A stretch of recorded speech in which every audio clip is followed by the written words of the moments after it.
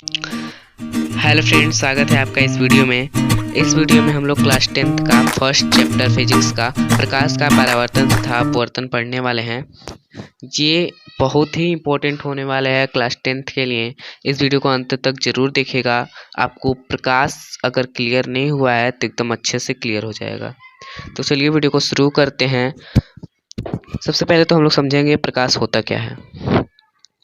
प्रकाश एक ऐसा ऊर्जा होता है जो हमारी आंखों को किसी चीज़ में देखने के लिए संवेदना उत्पन्न करता है। ये डेफिनेशन मैं इसका नोट्स डिस्क्रिप्शन में दे दूंगा, आप लोग वहाँ से जाकर नोट्स को पढ़ लीजिएगा। तो अब यहाँ पे सबसे पहले टॉपिक आता है प्रकाश का परावर्तन। सबसे पहले आता है प्रकाश का परावर्तन, ये वाला टॉपिक। इसको हम लोग कवर करने वाले हैं इस वीडियो में। एंड जो प्रकाश का अपवर्तन होगा उसको हम लोग नेक्स्ट वीडियो में कवर करेंगे। स्लाइड चेंज कर लेते हैं या फिर इसी स्लाइड में, हाँ।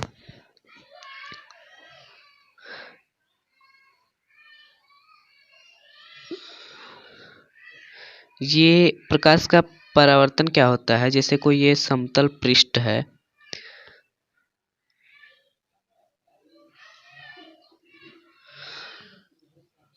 और इस पर एक नॉर्मल मैं ड्रॉ कर देता हूँ, मतलब एक अभिलंब भी जरूरी है। अभिलंब को किसी और कलर में कर लेते हैं। ये कोई एक अभिलंब है और यहाँ से ये हमारी प्रकाश की किरण आ रही है।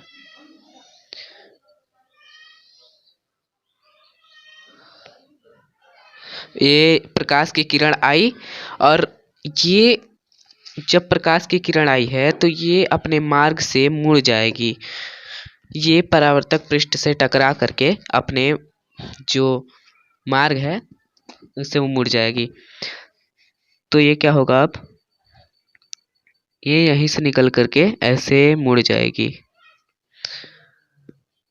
तो देखिए जहाँ पे ये प्रकाश की किरण आई और ये कैसे चली गई। इस वाले सबसे पहले तो हम लोग नाम लिख लेते हैं किसका क्या नाम होता है। ये है कोई समतल पृष्ठ है, सॉरी पेन चेंज कर लेते हैं।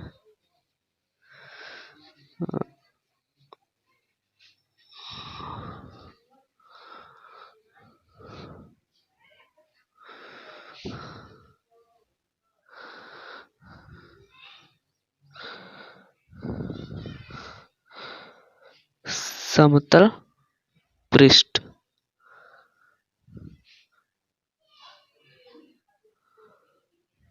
ये कोई समतल पृष्ठ है और ये है हमारा आपतित किरण जिसे हम लोग इंसिडेंट रे बोलते हैं।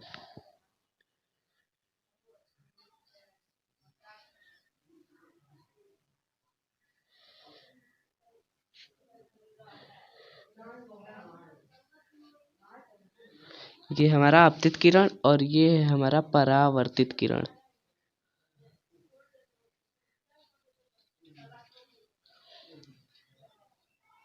एक सेकेंड,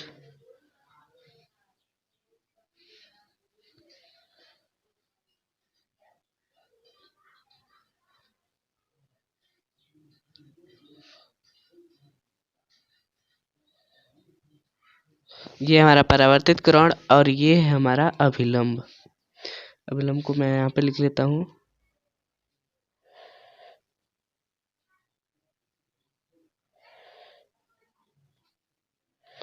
ये है हमारा अभिलंब। यहाँ पे मैंने नाम भी नोट कर दिया है, आप लोग इसे नोट कर सकते हैं। यहाँ पे मेन पॉइंट समझने वाली क्या है, हाँ, ये जब कोई प्रकाश की किरण किसी समतल पृष्ठ पर आ रही है और ये समतल पृष्ठ कैसा है, कोई कांच है मान लीजिए, तो कांच कैसा है, यहाँ पे नीचे इसके पेंट कर दिया गया है, इसे नीचे से पेंट कर दिया गया है ताकि कांच का जो प्रकाश है वो आर पार ना जा सके, इसीलिए पेंट कर दिया गया है नीचे से। अब ये जब प्रकाश आएगी तो जब आई तो ये अपने मार्ग से मुड़कर उसी माध्यम में लौट जाएगी। और ये आप लोग सोच रहे होंगे कि मैंने बीच में अभिलंब क्यों ड्रॉ किया है। अभिलंब मैंने इसलिए खींचा है ताकि ये जो कोण होता है अभिलंब का, इसे हम लोग इंसिडेंट एंगल बोलते हैं। इसे हम लोग एंगल आई से रिप्रेजेंट करते हैं। और ये वाला जो एंगल होता है,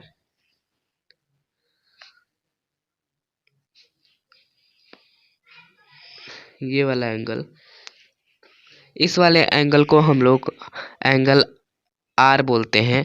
इसे हम लोग रिफ्लेक्टेड एंगल बोलते हैं। इसे भी हम लोग नोट कर लेंगे। इस वाले हम लोग कोण को बोलते हैं परावर्तित कोण।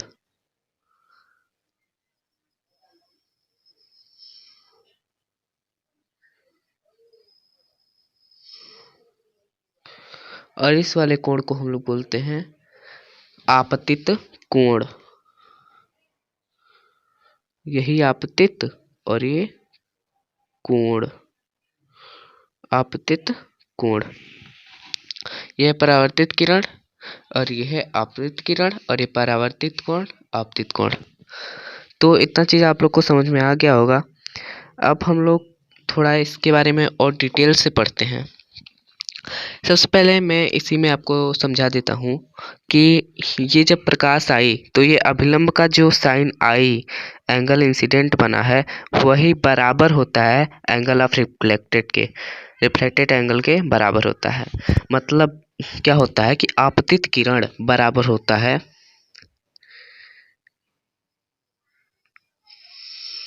आपतित कोण।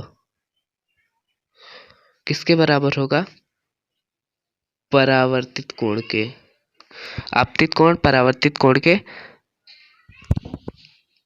बराबर होता है। तो चलिए अब यहाँ पे हम लोग इसको एकदम डिटेल में समझते हैं। मैं इसे स्लाइड चेंज कर देता हूँ। चलिए इस स्लाइड पे हम लोग पढ़ते हैं। इस स्लाइड पे ज़्यादा अच्छा नहीं लगेगा, हाँ इसी स्लाइड पे रहने देते हैं। लेकिन हाँ, इसे अब हम लोग मिटा देते हैं।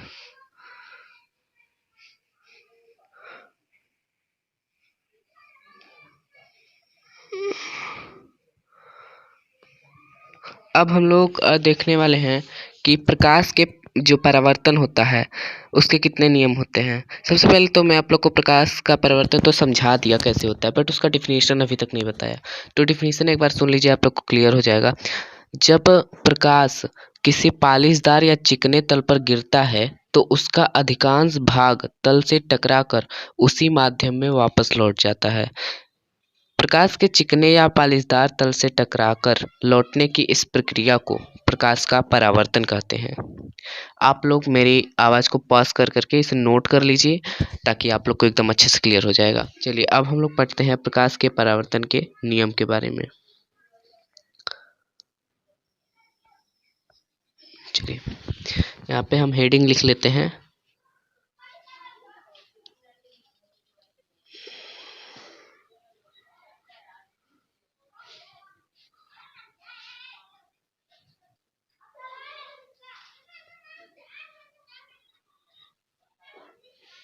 परावर्तन के नियम। पहला नियम क्या है? पहला नियम है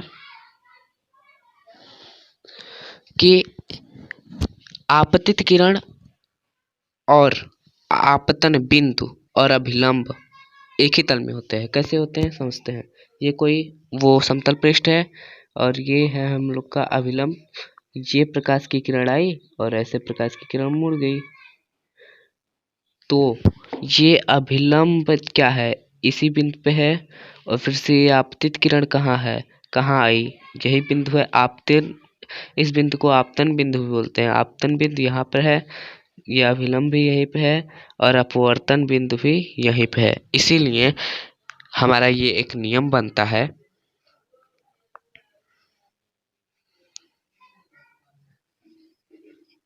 हमारा एक नियम बनता है कि आपतित किरण, आपतन बिंदु तथा अभिलंब तीनों एक ही तल में होते हैं।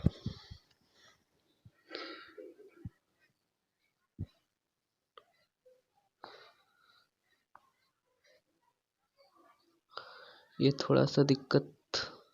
हाँ,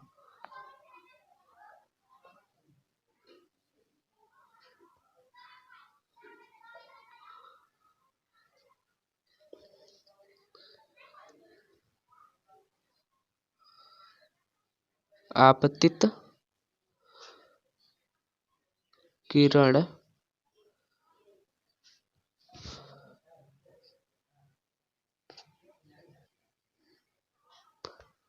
आपतन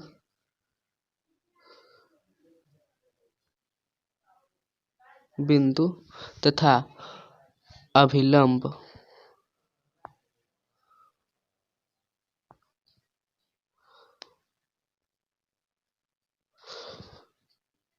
परावर्तित किरण, ये तीनों एक ही तल में होते हैं। आपतित किरण का आपतन बिंदु, अभिलंब, परावर्तित किरण, ये तीनों एक ही तल में होते हैं, सदैव एक ही तल में होते हैं। ये है हमारा पहला नियम प्रकाश के परावर्तन का। और दूसरा नियम क्या होता है कि साइन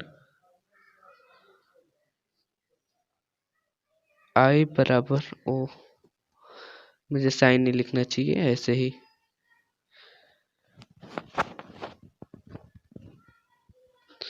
दूसरा नियम है हमारा एंगल I इक्वल टू होता है एंगल R के।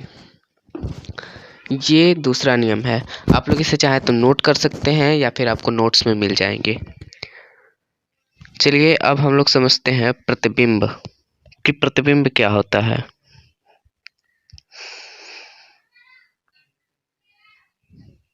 प्रतिबिंब क्या होता है, किसी वस्तु के वस्तु के किसी बिंदु से चलने वाली प्रकाश किरणें जब परावर्तन या अपवर्तन के पश्चात जिस बिंदु पर मिलती हैं या मिलती हुई प्रतीत होती हैं उसे हम लोग प्रतिबिंब बोलते हैं। इसे हम लोग इस तरह से भी कह सकते हैं कि परावर्तन या फिर अपवर्तन के पश्चात किरणें जहां पर मिलती हैं या मिलती हुई प्रतीत होती हैं उसे हम लोग प्रतिबिंब बोल देते हैं। यह प्रतिबिंब दो प्रकार के होते हैं, एक होता है वास्तविक और एक होता है आभासी। तो चलिए दोनों को एक एक करके समझते हैं।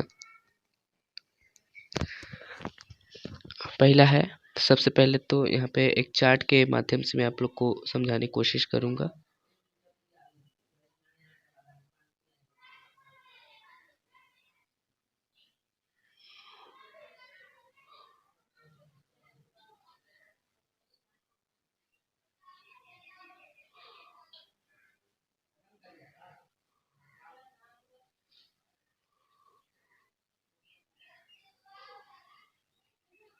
हाँ,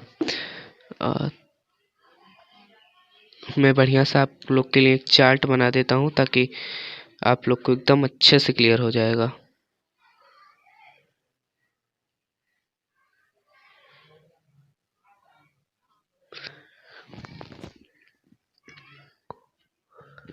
यहाँ पे प्रतिबिंब,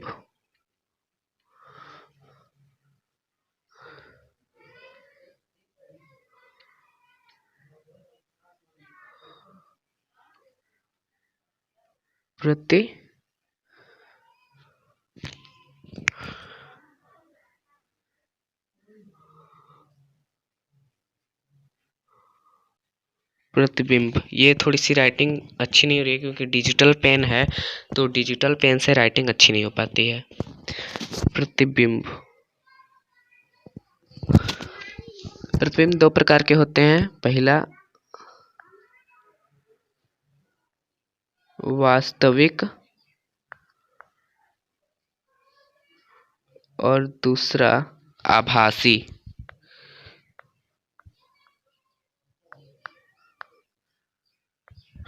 पहला प्रतिबिंब दो प्रकार के होते हैं, वास्तविक प्रतिबिंब, आभासी प्रतिबिंब। ये वास्तविक प्रतिबिंब क्या होता है, आभासी प्रतिबिंब क्या होता है। वास्तविक प्रतिबिंब होता है वस्तु के किसी बिंदु से चलने वाली प्रकाश किरणें परावर्तन या परावर्तन या अपवर्तन के पश्चात जहां वास्तव में मिलती हैं उसे वास्तविक प्रतिबिंब कहते हैं। जैसे कि ये कोई आप घर में शीशा देखते होंगे जिसमें अपना चेहरा देखते हैं, ये कोई शीशा है।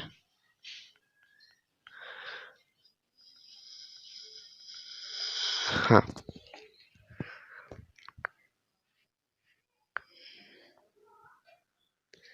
जैसे कि ये कोई शीशा है, यहाँ पे कोई प्रकाश की किरण आई तो क्या होगी, प्रकाश की किरण मुड़ जाएगी, फिर ये प्रकाश की किरण ऐसे मुड़ गई। फिर मान लीजिए जैसे कि आप यहाँ पे खड़े हैं तो आपका प्रतिबिंब कैसे बनेगा, आप यहाँ पे खड़े हैं तो आपका प्रतिबिंब ऐसे ही बनेगा। फिर क्या होगा, जब ये प्रकाश की किरण आ रही है तो हो सकता है आपके शरीर से कई प्रकाश की किरणें निकलें, ऐसे ऐसे ऐसे, और सारा मिलकर के कहीं मतलब आएंगी। तो ये जो यहाँ पे आ रही है प्रकाश की किरणें परावर्तित होकर यहाँ पे वास्तव में मिल रही हैं, इसीलिए यहाँ पे वास्तविक प्रतिबिंब बनेगा। आप लोग जो अपना शीशे में चेहरा देखते हैं उसे वास्तविक प्रतिबिंब कहते हैं। अब चलिए थोड़ा सा और डिटेल में समझते हैं। अब आभासी प्रतिबिंब को समझते हैं। आभासी प्रतिबिंब वो होता है जब परावर्तन या अपवर्तन के पश्चात किरणें वास्तव में नहीं मिलती हैं बट हमको मिलती हुई प्रतीत होती हैं। जब प्रकाश की किरणें परावर्तन या अपवर्तन के पश्चात मिलती हुई प्रतीत होती हैं उससे हम लोग आभासी प्रतिबिंब कहते हैं। आभासी प्रतिबिंब को एक बार अच्छे से देख लेते हैं। जैसे मान लीजिए ये कोई शीशा है, शीशा या फिर वैसे शीशे में नहीं बनता है, समतल पृष्ठ पे नहीं बनता है आभासी प्रतिबिंब। ये कोई दर्पण है, ये कोई अवतल दर्पण है, यहाँ से ये पीछे बाहर पेंट किया गया है, यहाँ पे कोई वस्तु रखी हुई, इसकी प्रकाश आएगी तो यहाँ पे कोई फोकस है, प्रकाश आएगी, फिर से यही एक प्रकाश यहाँ से हमको उत्तल दर्पण लेना चाहिए तो ज़्यादा बेहतर रहेगा। ये एक उत्तल दर्पण है, यहाँ से अंदर से कलई की गई हुई है, यहाँ पे कोई वस्तु रखा हुआ है तो यहाँ से परावर्तित होगा, यहाँ पे ये परावर्तित होगा और ये जहाँ पे मिलेंगी, यहाँ पे मिलेंगी, कहीं मिलती हुई हमें मिलेंगी नहीं, मिलती हुई प्रतीत होती है तो प्रकाश यहाँ से परावर्तित हो गया, ये भी प्रकाश यहाँ से परावर्तित हो गया, ये वाला प्रकाश, लेकिन इस बिंदु पर हमें मिलते हुए प्रतीत हो रही हैं, इसीलिए यहाँ पे आभासी प्रतिबिंब मिलता है। आप लोग को ये समझ में आएगा जब आप लोग प्रतिबिंब एकदम अच्छे से पढ़ेंगे। यहाँ पे दर्पण वाला जो टॉपिक है उसको जब आप लोग पढ़ेंगे तब आपका क्लियर हो जाएगा। तो चलिए अब हम लोग ये जो दर्पण वाला टॉपिक है इसको नेक्स्ट वीडियो में रखेंगे ताकि वीडियो काफ़ी लंबा हो जाएगा और मैं वीडियो को ज़्यादा लंबा नहीं करूँगा। और इसके नोट्स जो हैं वो आपको दे दिए जाएंगे पीडीएफ के द्वारा, जिसका लिंक डिस्क्रिप्शन में रहेगा। और वहाँ पे वास्तविक प्रतिबिंब आभासी प्रतिबिंब के बारे में एकदम अच्छे से एक्सप्लेनेशन है, वहाँ से आप लोग जाकर उसे देख सकते हैं, उसे पढ़ सकते हैं। तो अगर आपको ये वीडियो पसंद आया हो तो वीडियो को लाइक कीजिए, शेयर कीजिए, और अगर आप ऐसे ही मेरे वीडियो को देखना चाहते हैं, ऐसे ही नई नई क्लास 10th के लिए अच्छे अच्छे चैप्टर्स के वीडियो चाहते हैं तो आप लोग मेरे चैनल को सब्सक्राइब कर लीजिए और बेल आइकन को भी दबा दीजिएगा ताकि जितने भी नोटिफिकेशन हैं वो पहुंचते रहेंगे। तो मिलते हैं अगली वीडियो में, तब तक के लिए धन्यवाद, बाय बाय, टेक केयर। और वीडियो को लाइक ज़रूर कर दीजिएगा ताकि मुझे भी अच्छा लगता है, लाइक करते हैं लोग तो ठीक है।